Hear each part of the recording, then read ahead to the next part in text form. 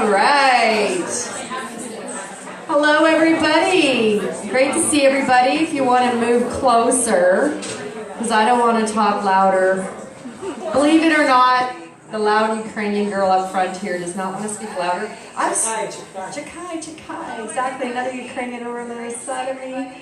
All right. Well, welcome everybody to Shaking with a Twist. We're into month of October here.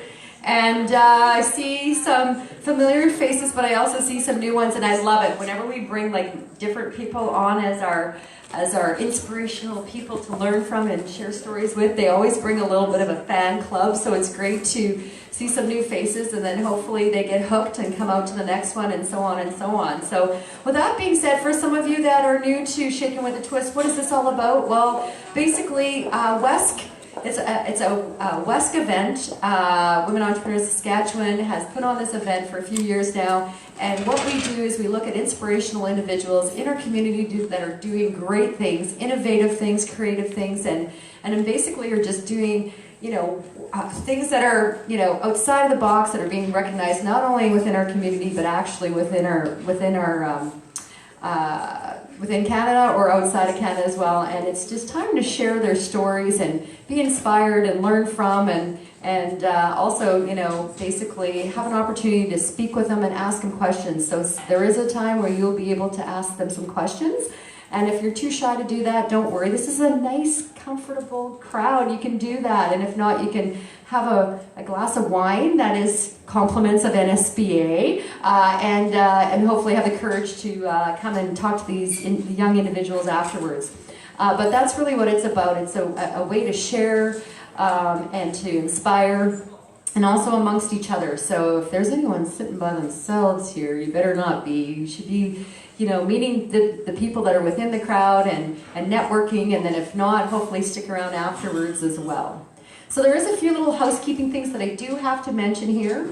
First and foremost, I do want to thank Dan, who's in the back there, serving you up some of those complimentary samples of wine. Dan and his wife Stephanie, they own Village Guitar and Amp and have been sponsors for a very long time. Great venue, beautiful venue. Again, if you're looking for anything to do for your business or even personal for Christmas parties or birthday parties, this is a great venue to rent as well. We have a great presenting sponsor, Edwards School of Business and Arenas here as well. There's my friend. We had lunch last week and got to know each other a little bit more. So thank you very much for coming on board in regards to this event. And then some of the other sponsors that we have here. We have our wine sponsor, Jessica. Thank you very much for handing out the little tickets for us to taste some of the wine. And of course, that wine was also provided, our suppliers, Patty Olson and Cindy Zusky with Authentic Wine Spirits and Merchants, and Andrew Peller. So again, if you haven't had a chance to use your ticket, there's probably a few samples left in the back for sure. I do want to also recognize Virtus Group. We have Maura. I saw Maura in the back as well. There she is. Thank you, Maura, as well for coming on again this year. And Maura is with Virtus Group. And Miller Thompson, I don't know if we have them here. Is there anyone? Sorry, from Miller? No, but thank you so much. We'll take your money. That's okay. You don't have to show up. I think I saw Terry. She's in the back. She's got the VIP seat back there. Cheers, Terry. I haven't seen you for a while, but Terry with BDC. She's also a place where if you need to get some money, if you're a startup or you want to grow and scale up your business, go see BDC. And we have a new sponsor for all of those of you that are enjoying the appetizers and the food. I do want to thank Uyghurs Financial and Benefits, my good friend Deb and Colton, who are right here at the front. Last name Uyghur, hence the name Uyghurs. So thank you so much for coming on and being a sponsor this year as well. I think I've covered all my housekeeping. Of course, the food was provided by Calories, locally owned, and again, it's about supporting your own and also choosing local first. So with that being said, we have some wonderful prizes. I think this is the biggest list I've seen in a while. So please stick around, because if you leave early, you're not going to get it if your name is picked. We are going to make sure the people that are here, that stick it out to the end, get those prizes. All right, so today we're going to dive into the world of tech and startup, which is kind of out of my realm, so I'm going to learn a lot. But I have some wonderful young entrepreneurs and go-getters in our community right here to my right. So I'm going to read a little bit of their bio, and as well we're going to get into the questions right away. So I have Alisha. Esmail to my side. She's the CEO of Road Coffee. Now, I just want to read this because this is really interesting. Coffee has never been far from this founder's mind. It's an integral part of her daily ritual. I bet you everyone's ritual, whether it's coffee and then you end the day with wine is my ritual, but and one that she has savored for many years at home and throughout her worldly travels. Her past work executing development projects in Haiti, Nepal, South Africa set fire to a deep desire to make a positive impact and spark change in an industry that is fraught with turmoil and ethical practice. Driven by her experience and entrepreneurial spirit, Alisha set out to create that change. Her passion for people and coffee culminated in the form of Road Coffee. So basically, blending her ethical business and travel, she saw an opportunity to make a greater impact, and she found that coffee and founded Road Coffee on the same values she lives every day. So we're going to learn a little bit more about this as we dive into some questions, and please keep your questions in hand because there will be opportunity to ask. And then there's my good friend Jordan Dutchak. We've known each other back in the day when I was on the Saskatoon Chamber and the Saskatchewan Chamber, and you were part of the University Chamber and creating, I think, the Chamber, and yourself and Colton actually had many opportunities to hear you guys speak to us, and you are the Executive Director of CoLabs. And basically it's Saskatchewan's technology hub. CoLab's mission is to work with high potential and high performing founders to take their technology from idea to 1 million in annual revenues in under 3 years with a smart cap tab. So far, his career can be summed up to he takes risks. His core passion is solving complex problems regardless of what sector or medium they present themselves in. He has been a co-founder of numerous startups himself and nonprofits and community initiatives. And his long-term aspiration is to yo-yo between private and public. Oh my God, that would be very hard. I don't know why you're drinking just water and coffee. I'd be drinking something stronger if that was the case. And until his, he's going to do that until his gas tank hits empty. Interesting. Well, with that being said, everyone give a round, warm round of applause here for these two. Okay, so my first question is I'm going to pick on Jordan, fellow Ukrainian here, Jordan Dutchak. I think you lived out beside me too, so we're kind of neighbors as well. Okay, so for those of you who know me, and I'm going to tell you, this week was a very challenging technology month or week in my office. I'm not a techie person. I have weird ions. I swear to God, I had an IT guy that basically, I think I drove him to go on leave. And he's back now, and so they put him in accounts receivable. He's not in IT anymore, and now we've sourced out IT. So basically, this guy today as well is just like I make computers melt down. But I guess tech is a little bit more than just that too. So, but that's the thing, you know. I'm new to this, and I know our city is becoming a tech city. In the last few years, we've been kind of, you know, there's been a little spotlight on us. And a lot of it has to do with some of these pioneers that we have. We had Catherine Regnier, who's with Coconut Software, that's been one of our alumni on Shaking with a Twist and talking about her business.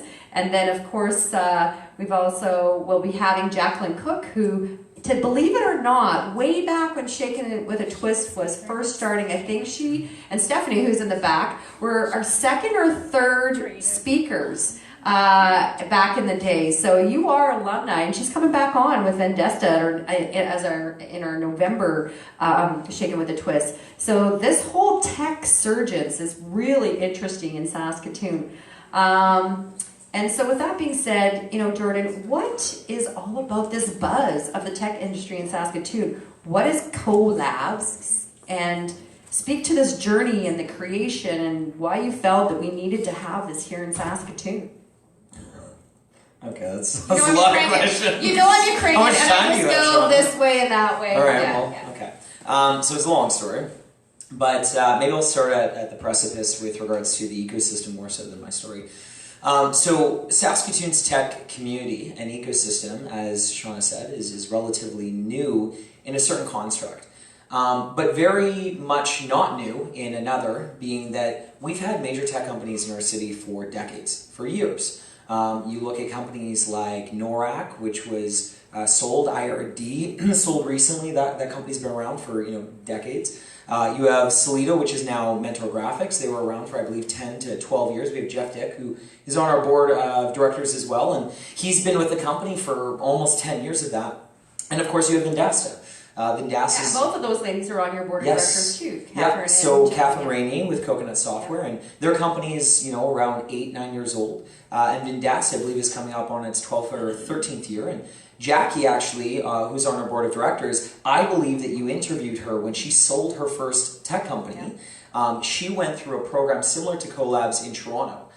Years and years and years ago, I think it was like 6 years ago, sold that company, came back, and that's actually when she joined Vendasta. So, these companies have been around for a very long time. The problem, though, is that many of us didn't know they existed. Everyone knew somebody who worked there, certainly Vendasta. I mean, half of us in this room probably have worked for Vendasta at one point in time in our career. And this is really important to know because without major anchor tenant companies in the tech sector in your city, it's very difficult to start from the grassroots of creating critical mass of enough tech companies to build a community around. And so when you look at our tech community, it's been around for decades, but what's really transpired in the last 3 years, partly because of Collabs, not necessarily even the founders in our program, but the I guess magnet and the center of gravity we've created, this community we've developed, has brought visibility to that.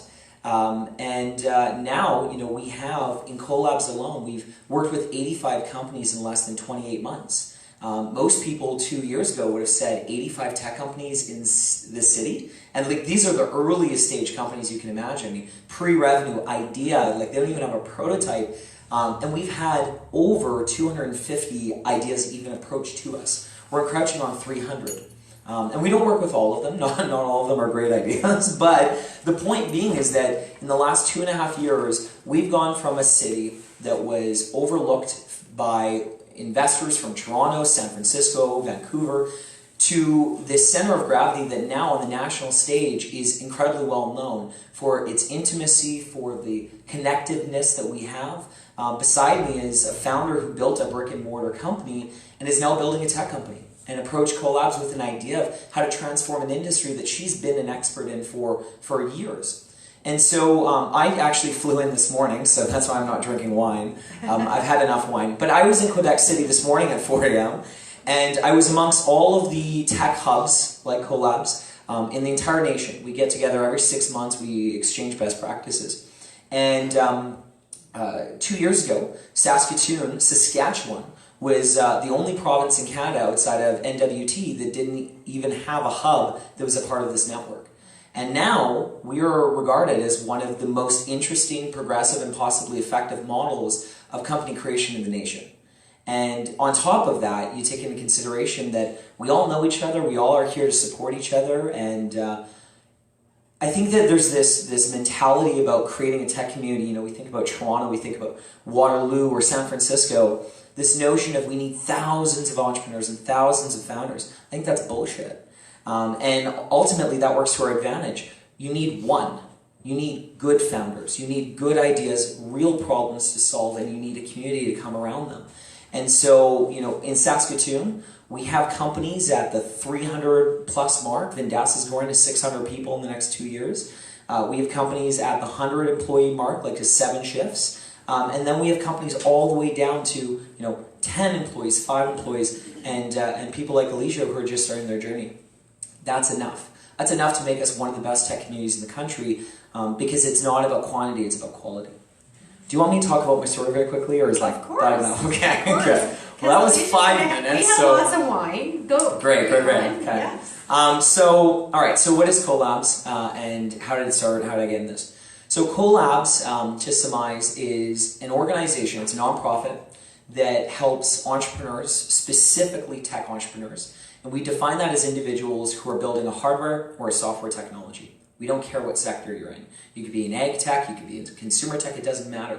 And we help them go from idea to $1 million a year in annual revenue, and we try to do that in less than 3 years. Not all companies make it, and that's okay. Some companies are not meant to grow to $1 million in 3 years. Maybe it takes them 5 and they grow sustainably over time. That's okay too. But our objective is to create one Vendasta every single year in our 3rd year. So we are 28 months old, meaning that we're not even 3 years old. So our funnel, as we would define it, of, they show up with an idea and 3 years later they have $1 million in revenue, 12 employees, and they've raised investment. Our organization's not even that long. But we already, today, have worked with 85 founders in 28 months. These are individuals. And they're all within Saskatchewan? They're all in Saskatchewan. Okay. So we only work with founders in the province. And we've helped them raise just over $8 million in investment. And their revenues, in aggregate gross revenues, are encroaching over $10 million as of 2 weeks ago. And they've hired 150 employees. And so you have to remember, some of these entrepreneurs showed up on our doorstep with no employees, no investment, very little, if any, revenue. And in aggregate, they've accomplished that in 28 months. That's phenomenal. In fact, that makes us the fastest growing tech hub in the country, in history. And it makes us one of the most confusing, because nobody else has ever done this, but we're trying to do it in a different way. So that's what Collabs is in a nutshell. We don't charge anything. We don't take any equity in the company. We are doing this as a nonprofit to build a community around founders and individuals to build massive high growth companies. Why? Because they create tons of jobs and because they're going to help support our economy. And we are a resource economy. We need to diversify off of resources. That will always be a big part of our economy, but we need other parts to be able to contribute to that top line. My story, very quickly. I am a founder of multiple startups, none of which are successful. And so that's actually why we built Collabs. Essentially, I started a nonprofit with Colton Uyghurs. We were the OG, and it was called the University of Saskatchewan Junior Chamber of Commerce, U of S JCC. And basically the objective of JCC was we wanted to find people like Alisha. My story personally, I approached Colton with this radical idea on campus like 5 years ago, maybe even 6 years ago now. And I actually looked into our package the other day. It's so shittily written. It's just like, I sent it to the president of the University of Saskatchewan. It's like, "Dear Eileen Bush-Vishniak, we would like to transform the economy." She's like, "Who are you?" So we just wanted to create a mechanism to find people like us. For me personally, it was because my marks were so shitty I couldn't get into any other university. And it's because I wasn't passionate. I was in the Edwards School of Business. I'm very proud of my degree there and coming from Edwards. But ultimately, I was always interested in tech. We didn't have a tech community. And so I thought, all right, I can't get into a program, and the only really program in the country that had curriculum at this time was Ryerson in Toronto. I can't get into that. And I want to find other individuals because I want to build a company. So let's build something. So Colton and I started hosting hackathon events. We built Hacking Health and we built Emerging Agriculture. And so out of that, Jackie Cook's husband, Jeff Wanzura, he actually founded his company, Truvation, at our first healthcare hackathon. That company went on to raise hundreds of thousands of dollars. They struck a $500,000 deal a couple of years ago with a company in Calgary, and it's still running. They went to New York by invitation to a highly competitive venture capital-backed program like Collabs. And so, after starting JCC, after starting these hackathons, what we needed was something after the weekend, because they're 3-day events. We needed an organization that could support them in their journey. At the time, I was starting my second startup. It was in health tech, and I'll save you the details, but we violated every rule in the book of how to build a tech company. We built a company over 9 months, a 70-page business plan, all of which was irrelevant, because we predicated everything on one person saying this is a good idea. And so after building the tech, building the plan, we took it to all the other customers in health, and they said, "What is this shit? Like, I don't want this. I'm not going to pay for it." It's like, oh no. And we actually worked in my garage for 4 months during the summer. Your dad's garage. My dad's garage. It was actually the first ambulance. It was the first ambulance base in Saskatoon, and we had a drunk homeless man come under the garage door one day while we were working. That was our experience. And ultimately, it was a long story. Collabs was a grassroots movement. Some people in this room were a part of that. But we basically came together and we said, we need to build something to keep the top founders here, like the Jackie Cooks and Jeff Windsor. We need to keep people like Alisha, and I would equate myself in that category. So let's build a community to do that. And so it took us almost 3 years, and now we're 28 months in, and That's my story. A lot of failed startups, and Collabs is a nonprofit, but like, I mean, sure as shit, that is a startup. I mean, we built. I was going to Valley Village. Failed all of them. I haven't failed all of them. Yeah. I mean, fingers crossed. But you know, we went to Valley Village and bought our cutlery. I'm still our CFO, and you know, I had to learn amongst founders like Alisha how to build a profitable company. We have a team of 6 employees. I don't know how to be a boss. So the journey was almost identical to what they were going through at the same time as mine. Wow. Does that answer your questions? That answers my question. In less than 45 I have a lot minutes? more, but I've got more to ask. But that sounds great. I mean, that's awesome. I get, like, again, inspired and energetic when I hear stories like this. This is awesome. And Jordan, I know you, and when I'm hearing this story, I'm like, I remember you too pitching stuff in our boardroom, and so this is awesome. No, I was just thinking, I was like, wow, these kids have so much energy. It's so awesome. So I can imagine your 7-page report to the dean of. So let's switch gears over here to Alisha. So what an impressive bio. You've been in Haiti, South Africa, Nepal, LA, working on some major projects, and LA, yes, and Panama as well. Bettering access to food and water in Panama. So what a bio. Like, I'm looking at, like, God, I haven't even done much with my life when it comes to this. Anyways, but here you are. You've landed your boots right here in Saskatoon to operate your business, Road Coffee Company. I want to know why it's called Road Coffee. That's one question. And why Saskatoon? What has been your collaboration? You mentioned a little bit here in your relationship with Collabs. What's that all about? Yeah, so the name Road Coffee itself comes from the phrase taking the road less traveled. Yeah. I'm really big on people taking the road less traveled for their specific life. You know, whether you're passionate about building a tech ecosystem or changing the coffee industry or being a doctor or an artist, whatever you want to do, you should probably spend your life doing that instead of being stuck in a job you hate. And that often means taking the road less traveled. So that's where the name comes from. Why Saskatoon? Well, after working and living on an international stage, like, I had the privilege of being on an international flight every 3 months, and I was doing work that I really believed in and that I loved, making a real visible impact with every project we did, which inspired me and which got me out of bed in the morning. But when I decided to start Road Coffee, the reason I decided to move home to Saskatoon was just because I had a gut feeling that, and I had been pretty out of touch with what was happening in Saskatoon, but something in my gut was like, some big things are going to happen in the business community in Saskatchewan, and you're going to want to be a part of it. And so I wouldn't have been able to say anything more than that at the time. It just something in my nowhere knew. And Saskatchewan's also just a great place to do community, do life, and so that's kind of what led me back. But what led me to Collabs is a totally different story.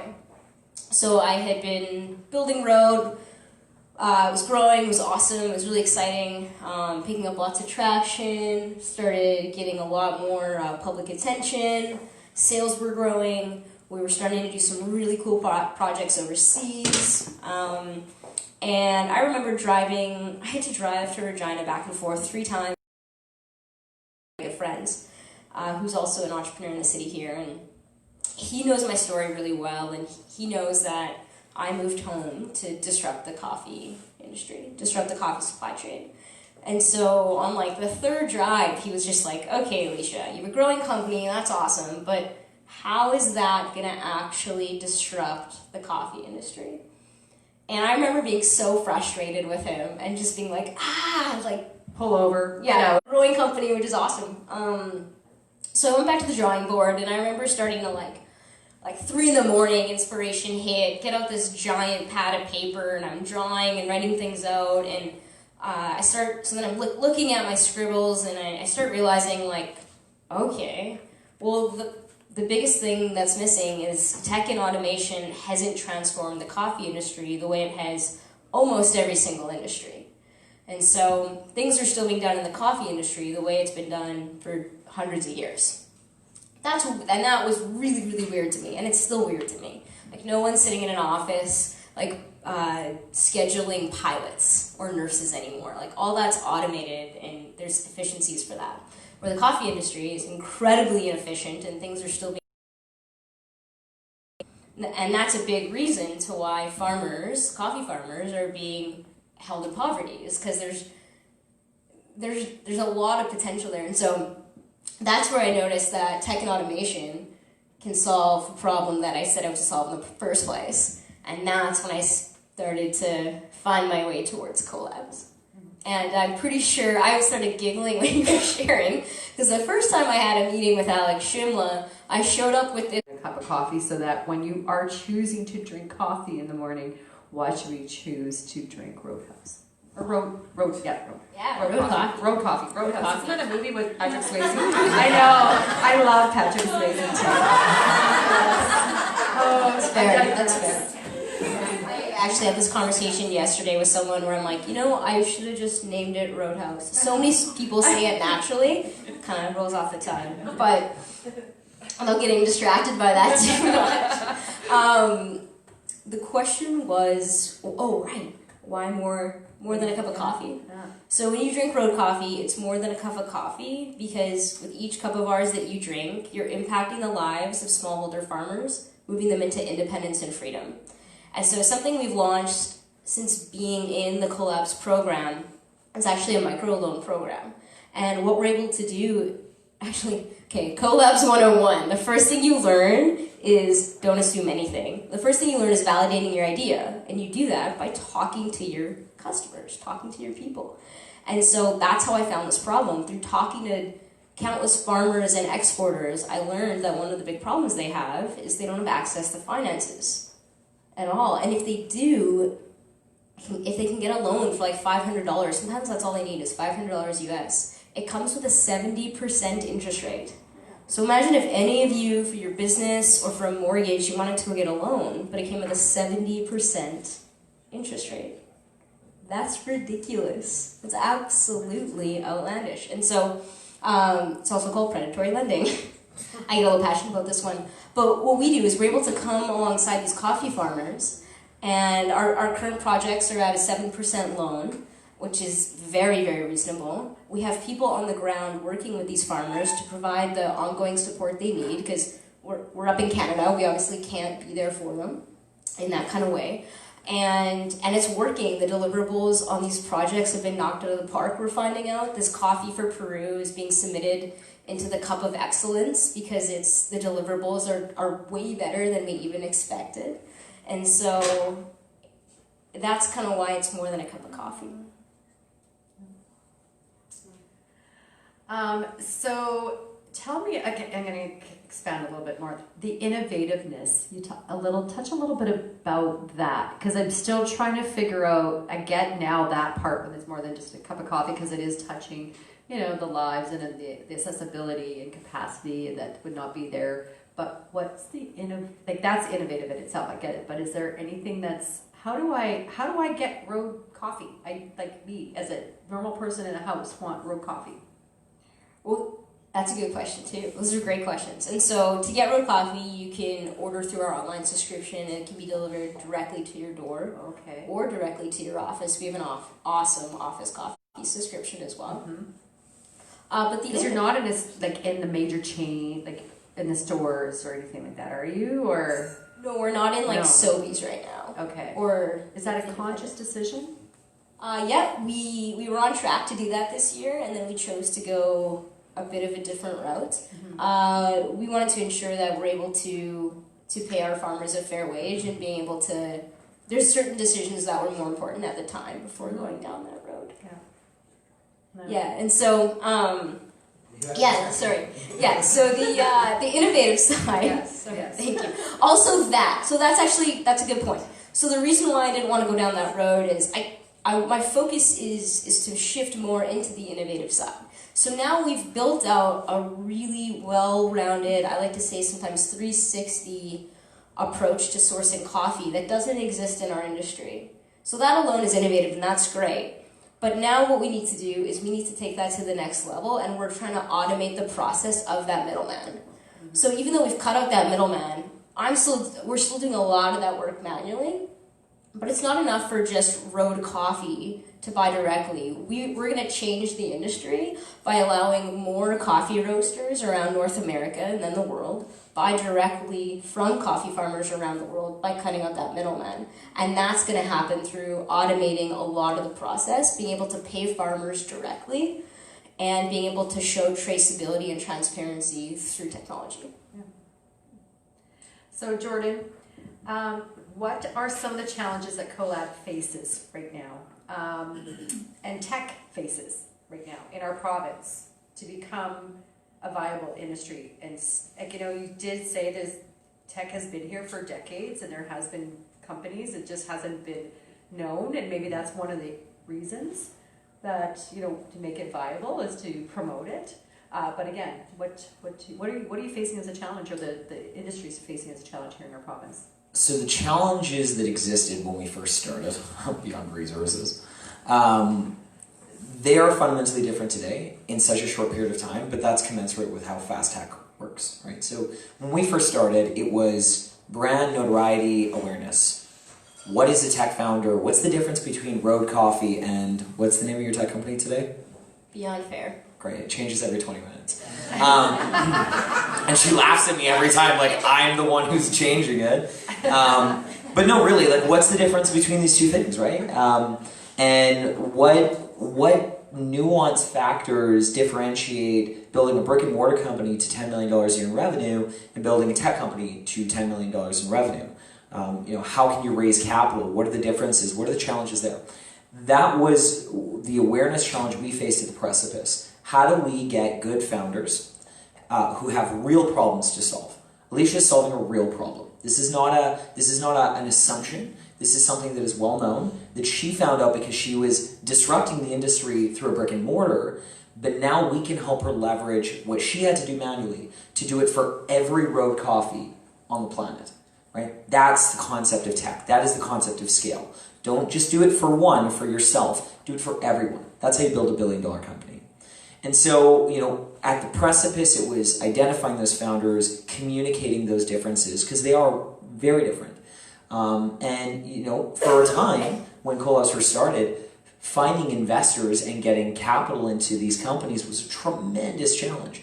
Prior to CoLabs' existence and building this center of gravity and awareness, you know, it was very difficult for founders, many of which you've had on the stage. Catherine Rainey can vouch for that. Jackie Cook, Greg Sutton, all these individuals who are on our board who built major companies, it was a huge issue for them. And because they were incapable of raising that capital here, or because it wasn't easy, it made, you know, this dynamic where they were at a disadvantage to perhaps a competitor in Toronto or in San Francisco. And when you build a tech company, you're not competing with Regina or with Edmonton. You're competing with, you know, a company in Beijing and one in San Francisco. These are the entities around the world that you're competing with. Capital is a huge challenge.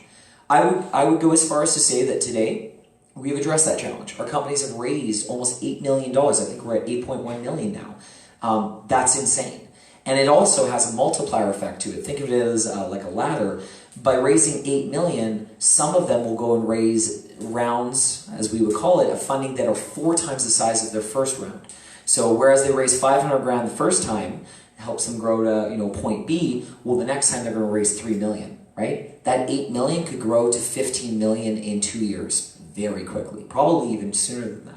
So capital is a huge challenge. Awareness was a huge challenge. Building a community, building a place where people like Alisha could realize that these ideas they had around disruption could be made possible globally through technology, and that they could do it here, they didn't have to leave. We're now at a point where all of us are in a shared struggle of talent. We created a problem that is one that we would have all begged to have 3 years ago, which is we have so much growth, we have so many companies now, and we have major companies like Mentor Graphics hiring 70 plus developers. We have Vendasta announcing they're hiring 300. How does Alisha hire her first developer? How do you compete, right? So that's a huge challenge. And in communities that are growing as fast as ours in a sector like tech, it's really hard for the institutions that create that talent historically to be at that same pace. Whether it be the College of Computer Science, whether it be Sask Polytechnic's design programs, These institutions that have created the individuals who have built these major companies like Mentor Graphics, Jeff at the back of the room there, they are having to facilitate that growth with us. And so the biggest challenge that we're facing is that there are easily 500 open jobs right now in Saskatoon in tech. 500. It's probably closer to 1,500 if you factor in all the jobs of sales, marketing, operations, and then technical. And technical is not one size fits all. It's like saying technical is like saying car. Well, there's a trillion different kinds of cars on the planet, right? And there's so many different versions of what technical talent means. And so where we're coming to now is we brought all this money into the province from other centers around the world to invest in these companies, which is amazing. And we have all these founders, and we have all this growth. Now we need to be able to facilitate that growth through the people who make it actually happen, being the people who join those companies and help it go from an idea to a $1 million a year company to 10 million to 100 million. So that's the challenge that we're facing right now. And it's not just collabs. We're a contributor to the challenge, right? We have, in our part, caused this problem, but this is an amazing problem to have. This problem didn't exist 3 years ago. Yeah, it was hard to find talent, but you didn't have 85 new startups also trying to hire too. And Vendasta just raised $40 million to hire 300 new people. 300. That's crazy. So that's what we are encountering. And it's a great problem to have. There's fantastic people working on this problem right now. There's an industry association called SaskTech.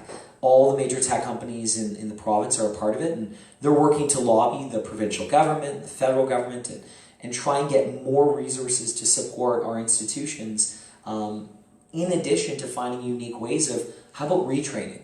You have these people who have engineering degrees, petroleum engineering can't get a job because oil, dropped by a function of a third in price. And yet, they have all of these prerequisite classes. How can we retrain them to become a front-end developer for a tech company? And so those things are happening. But that's a great problem to have. Yeah, it is. Well, but at least you're trying to get ahead of it a little bit. And it's an identical problem in every major tech community in the city, or in the country rather. Toronto has tens of thousands of vacant jobs, and Canada has something like 100 to 200,000 vacant tech jobs right now. It's crazy. Yeah. So if you want a job, go into tech. Go into tech. And what a beautiful place to live in Saskatchewan. Yes. To fulfill that dream. So Jordan, still with you. Okay. I know your family. Not sick of me. So you come from a generational entrepreneurial family with the MD Ambulance, and it's no surprise you already said that you've tried to start up many businesses as well. Some have been successful, some have not been so successful. Thank you for the reminder. But Collabs has obviously been awesome so far that I've heard. So, what are some of the things that were passed down from your family as lessons that you've learned that you can share with us tonight? Other than my trauma. Yeah, well, you know what?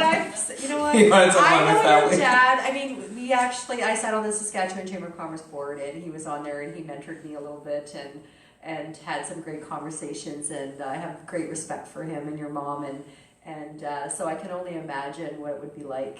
Well, first of all, it's a Ukrainian family, and I know your sister, and a great gal too, so yeah, I'm sure there's some great lessons learned.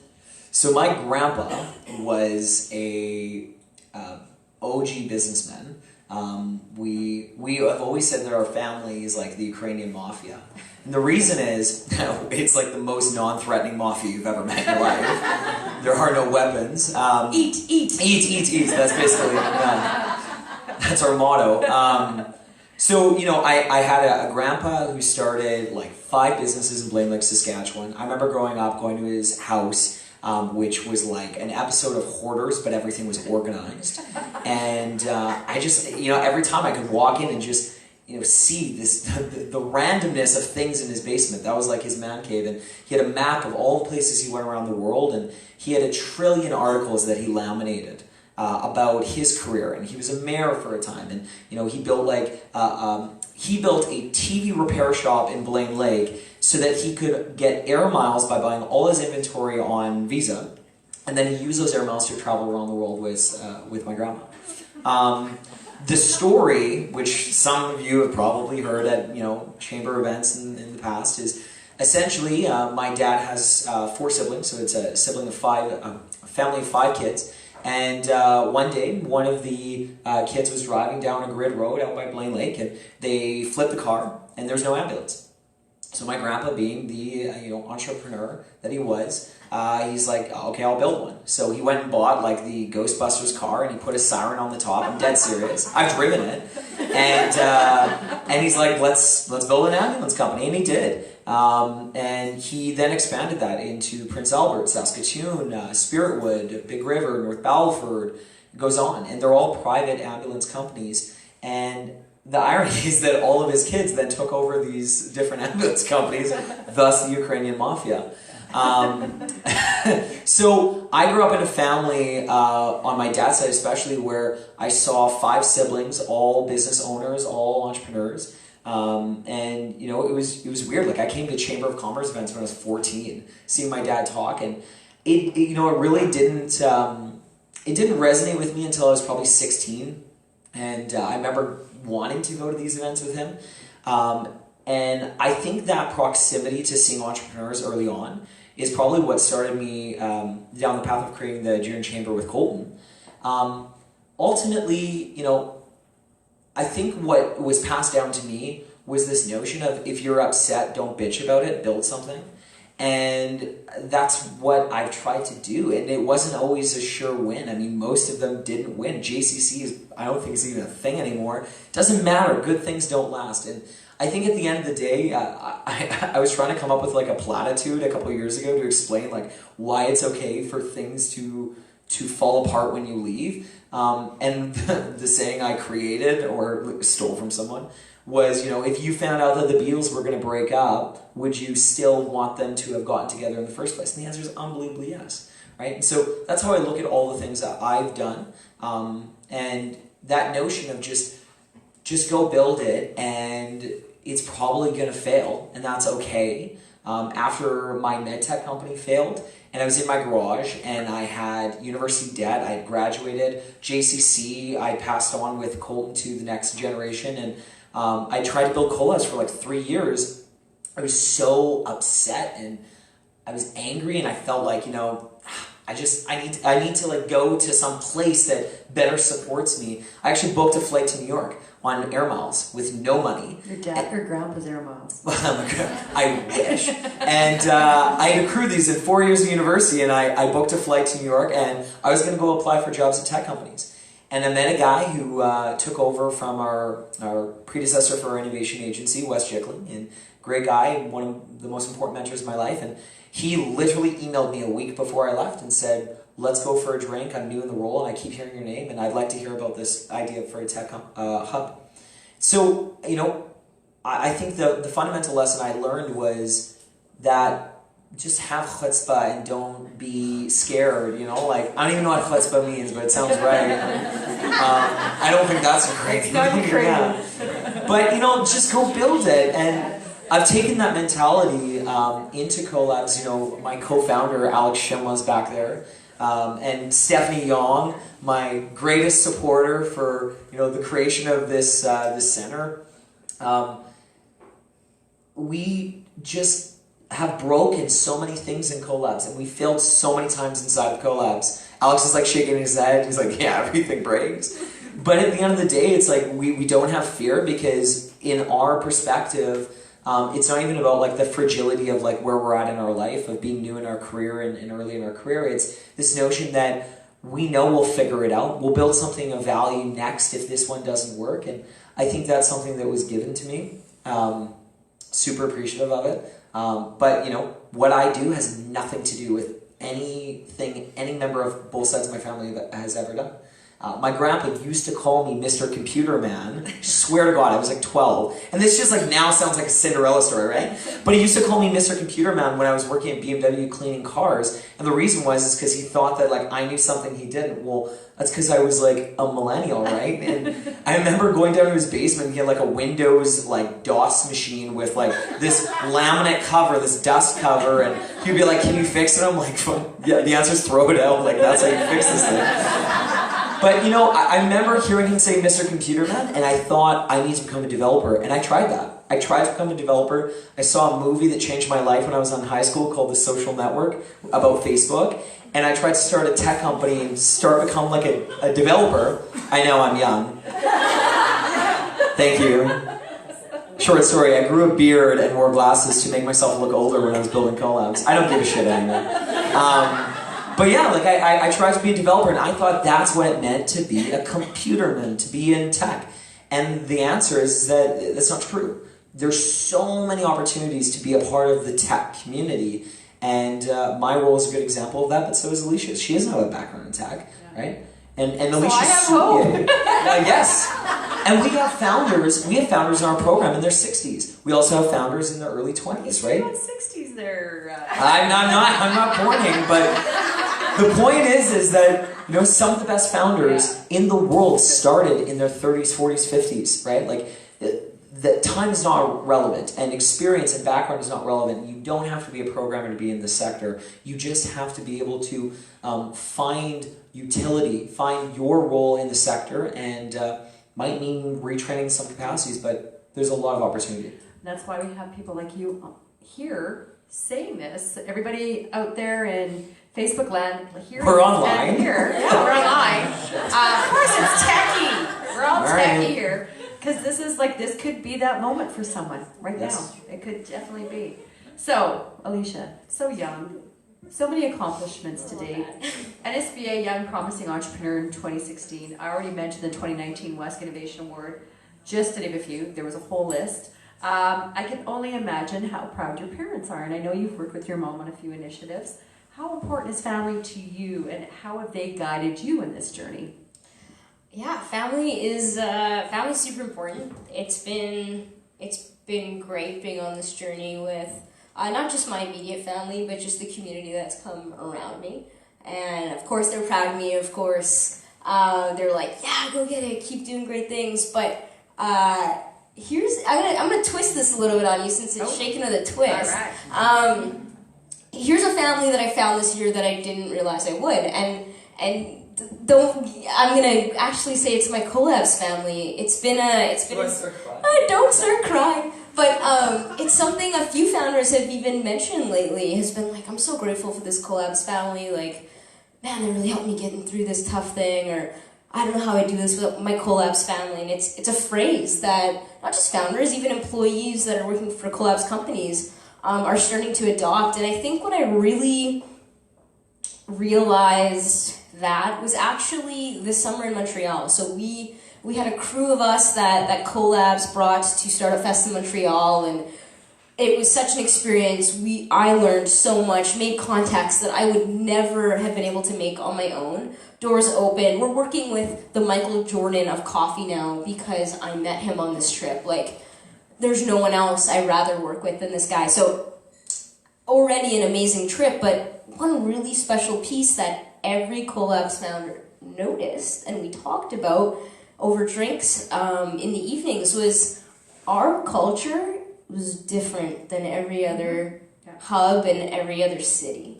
And that's not like everyone's got their own thing, their own culture, but there's something really special that happens here and at collabs, and you guys have created something pretty unique and amazing where in these bigger centers, it's really dog eat dog. Mm-hmm. Even if you're not in the same industry, it's, Kate, well, I'm just going to step over you to get to my thing. But with the collabs, it's different. Like founders, it's like when Alisha Sully from Salon Scale wins, I win. When I win, Riley from Townfolio wins. We're in this together. It's almost like, it makes me, this is cheesy, but it's real. It makes me think of, you know those races where you see the sprinters running and like someone falls down and someone, like the lead runner goes back and picks them up and carries them with them? That's literally the culture at collabs, and it happens on a daily basis. Mm-hmm. And it's honestly something really unique and special to be a part of that shouldn't be taken for granted. And it's something, I'm sure that maybe exists at other incubators, but it's not something that we saw when we were hanging out and doing life with people that are in the tech industry across Canada. Well, I think that it says a lot for of course, the leadership and the people that, and what you know, the culture that you created. I think Saskatchewan and Saskatoon in general, because I see that also in my industry, and when we're in tourism, when we go into market and we're up against certain cities, it's like a lot of people are like, you guys why are you so friendly together? You know, like why are you're in competition? But I think it's also something we breed here. We win when we bring people to Saskatoon and Saskatchewan, or we win when we get someone on a global market to know what's going on here in Saskatoon, because it's pretty special. So yeah, good point. I think that's the first time I've heard that, but or I've heard it, but it's a good point to celebrate it. I think it's important to know, and you're gonna make me cry. I think it's important to know that you go to these conferences, right? I just got back from a conference with all the tech hubs in the country. We're the only one that operates the way we operate. I'm not going to get the minutiae of it, but it's this competitive camaraderie. We've removed 32 companies from our program. Not graduated, removed, out of 85. They're not all still with us, right? And this isn't about like, let's just help each other, and it's always about just getting everybody ahead. Like, there is still competition. But it's done in the spirit of like, you know what, if you're not solving a real problem, we're going to help you to realize that you're not solving a real problem. And it's not going to be dog eat dog, like we're never going to talk to you again. You're still a part of this community. But the worst thing we can do is just ignore you and not help you come to that realization. Yeah. Right? And we have seen founders who have left, or employees who have left companies, whether by their omission or us asking them to leave, who have come back and joined other companies. That is why we are going to win, because we are in this intimate community where we're all supporting each other, but we're doing it in a way that talks about tough truths. And sometimes that tough truth is that, you know what, if I'm doing something incredibly valuable and you're doing something that's not solving a real problem, maybe you should join me. Or maybe let's help you find a real problem to solve, because we don't want anybody to waste 3 years of their life on something that's not going to change their life and change the lives of others. Yeah. Hang on to that. Yin and yang. I like that. The yin and yang, the yo-yo, whatever. I wrote that bio ironically. I like that. By the way. So that was not intentional. Yo-yo, yin and yang, public, private. And you know how both sides work, because of course, your dad, and you've been to a lot of events and whatnot, and part of the U of S culture and all that kind of stuff. Healthcare. You're funded private and public as well too, right? So until the gas tank is empty. So what motivates you to get up in the morning? So often, in tech culture, we go to these conferences and we see people who run billion-dollar companies and $100 million and $10 million companies, and they talk about passion, they talk about purpose, and they say, if you don't feel passionate about what you're doing, you need to stop, because you're not going to win. And yeah, that's right.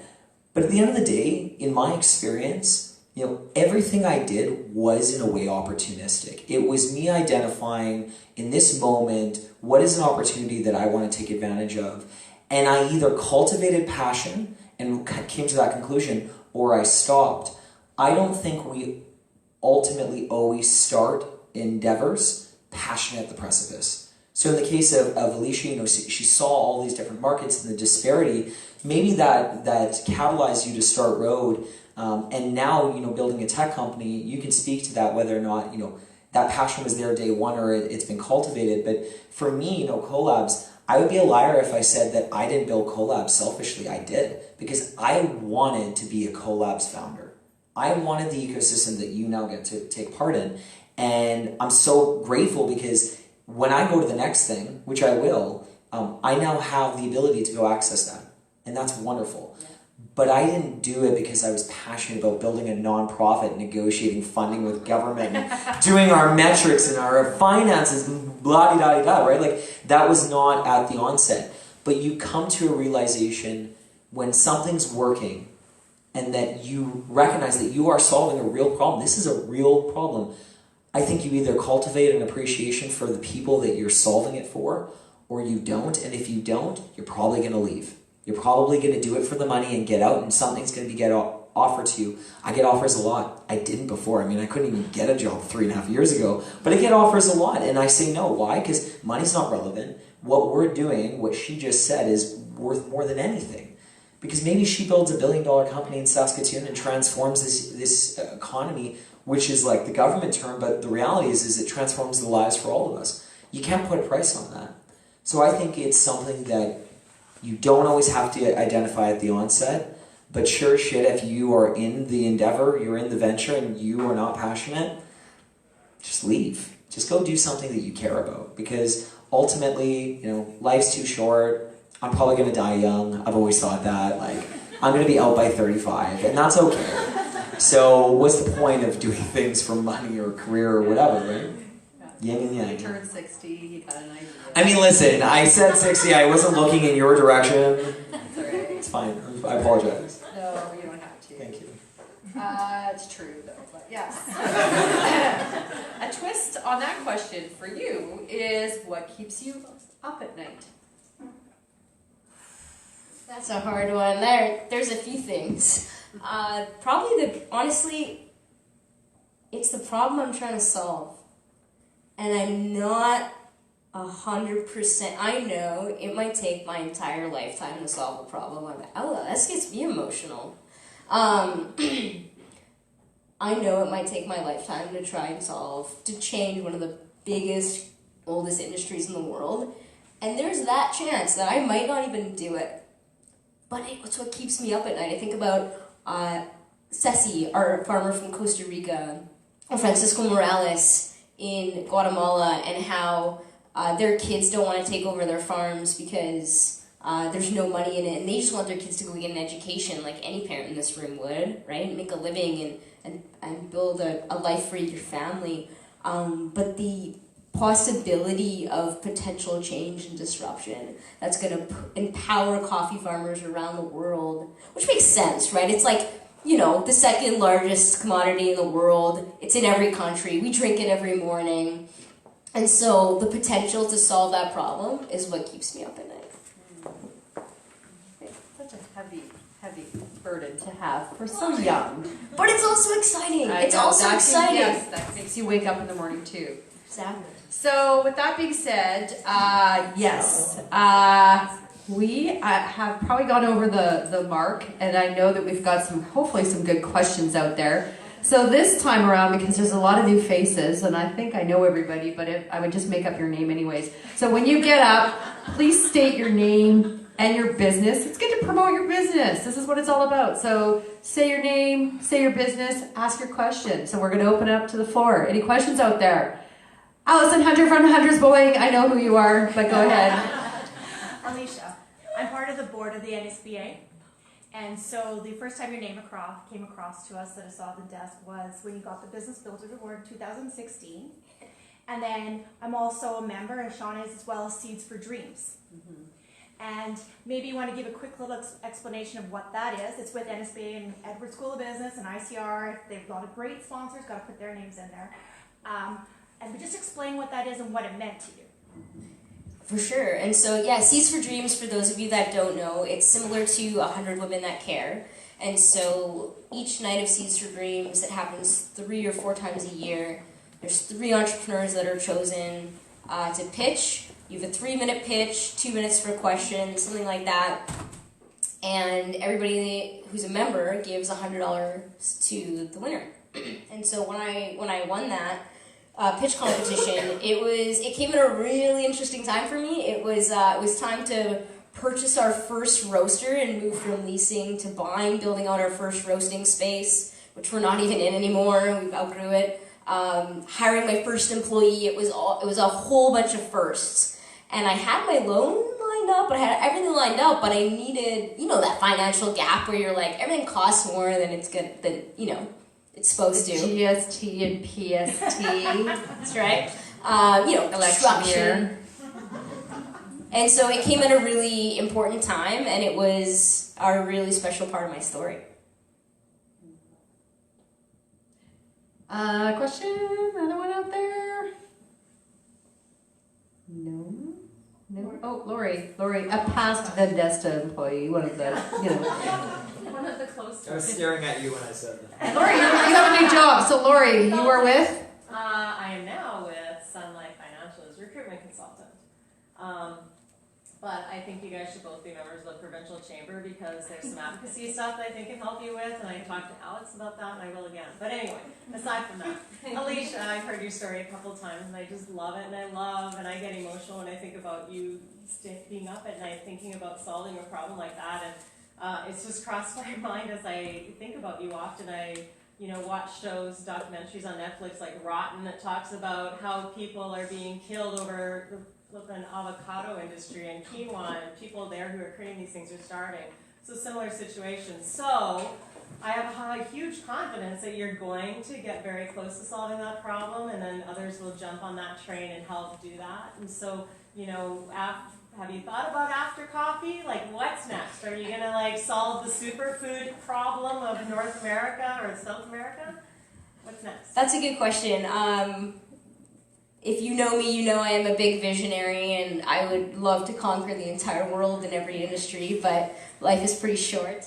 The cool thing about the sourcing model we've created is it will work across industry. And so once we've dominated the coffee world and changed that completely, there's some potential to shake up some other industries, like anything from avocados to bananas to tea and spices. Stay tuned. Deb Wiegers Financial, one of our new sponsors for advertisers. Yes. Jordan, I know all about your family, but Alisha, what's your family background? Like, what do your parents and sisters and brothers do? That's a good question. Yeah. So my parents were from Tanzania, Africa, and I think that's part of where my drive to work internationally comes from. My dad was in business. He was in wholesale distribution in the clothing industry, and my mom passed away about a decade ago. So she's not here anymore, but she'd be pretty stoked on what we're doing. I have a brother and a sister. My sister is a nurse in the city. My brother is in business as well. But my mom always raised us with this really strong intention to pursue what you're passionate about. And so a lot of people ask me, like, where does your passion come from? And where does that, energy come from? And I definitely get that from my mom. I'm almost a carbon copy of what she was like. Oh, in the back. 10. I'll stand up. Jordan, you mentioned looking for funding earlier and having to negotiate to raise funds. Where does your funding come from for Collabs? Collabs, okay.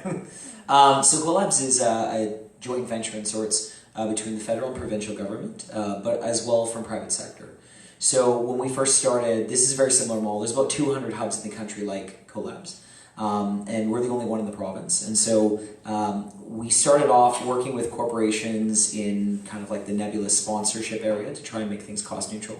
We're now investigating ways in which to work with corporations to actually help them become as agile as startups. And we've actually been doing this kind of work and trying to navigate our way down this path of helping some of the largest corporations in our province be able to take advantage of the agility of startups for about 15 months now.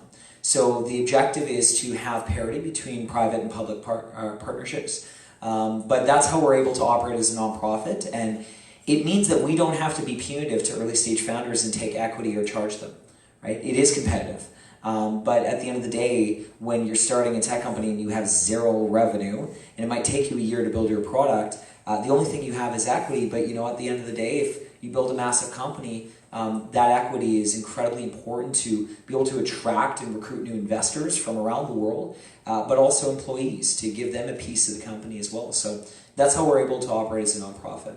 It's not without its challenges, and it took years to do. So. Well done. One more question. Christy Rempel from Prairie Land. Hi, Jordan. Hi, Christy. Go on. I wondered, you mentioned a little sidestep about moving on to other things, serial entrepreneur, hopefully good things. Do you keep that in mind as you grow Collabs? Is there a little part of you that keeps space that you might be able to leave one day? Because a lot of this seems to be in your head. So are you prepared? It's like asking a politician, like, what's your future? All right, well, just waiting for like my platform event. No, Great question. But we're bigger and better things. Yeah, perhaps a great question for a member of our board of directors, Jeff Tick, to answer. The problem with starting something that's really impactful as a founder is it's really hard to replace yourself, right? Like as a CEO, it's near impossible. But as a nonprofit, that's part of the evolution of our organization. So when we first started, Alex and I at the back of the room there did everything from taking out the garbage to creating our financial statements to building an actual program around the companies. We're at the point now where there's 5 of us, we're going to be growing to 6 or 7, and so we're trying to take pieces of what I do and what he does and create experts, create leaders in these different areas so that we can not only continue what we do, but actually do it better, do it larger. To your question about, my replacement, ultimately it's the board's role to find that individual, but this is so important to me, it's so important to Alex, it's so important to our community that this is something that, it's going to take time to find the right person to take it to the next level, but it's not something that I would do flippantly, and ultimately I think that, how do I put this, when the Beatles, I'm using this as an analogy, but when the Beatles ended, right? Some of the best artists who created the next generation of music came after the Beatles, and the Beatles inspired them. Elton John was inspired by probably Queen, and they're on forward, going forward. There's always an inspiration from the previous entity or person or culture or whatever, but somebody has to take it forward. And I think collabs need to be disrupted. Once you hit 3 or 4 years, you don't become lazy. It doesn't plateau, but it needs reinvigoration. It needs somebody to come with a new idea, right? Because the challenges that are coming up are not the challenges we just overcame. And so I think the next stage for our organization and for this community is going to be fundamentally different, centered around larger challenges that take decades to solve. Talent, and how to grow sustainably, and how our city grows, like everything from the infrastructure to the institutions, because if we were to have $1 billion company, which let's hope Vendasta becomes that comes with some serious challenges. And if you go to Toronto or you go to Waterloo, these are challenges that have, in many ways created serious socioeconomic challenges. Bay Area is a perfect example. I was there last week. I mean, the poverty is insane, and the wealth is unlike anywhere on the planet. That is a challenge for the next person. So, good luck. All right, well, you know what? We've gone over time. I do have some more housekeeping things, but please stick around. Ask these 2 young, awesome, inspirational. I like the word disruption. Like every time I sit with a different speaker every month, there's a different word. And disruption seemed to be a lot of that. And the Beatles. So, with that being said, I do have... So let's give a big round of applause. That was so awesome. So I do have a few housekeeping things. First and foremost, I do want to say hello to Josie, who's behind, being our videographer, and she's also the greeter, and she's with Wesk, and she is the marketing coordinator. And so thank you very much. Do you have anyone else here from Wesk that's staff? I did have a board of directors. I have Bonifer. Bonifer, yes. Hello, Bonifer. And she's the office administrator, right? That's so correct. We have 2 Wesk office people, and any board, or did we? She had to leave. Okay, so Colleen was here earlier, so that was, sorry I missed her earlier, but I did want to point out the staff, and there is some great things that are happening with Wesk. I got to get signed up because there's some really good stuff that's going on. But right around the corner here on Friday, October 18th at 8 a.m., this is when Wesk meets. So again, come have coffee. We should have road coffee. Jackie or Jacqueline.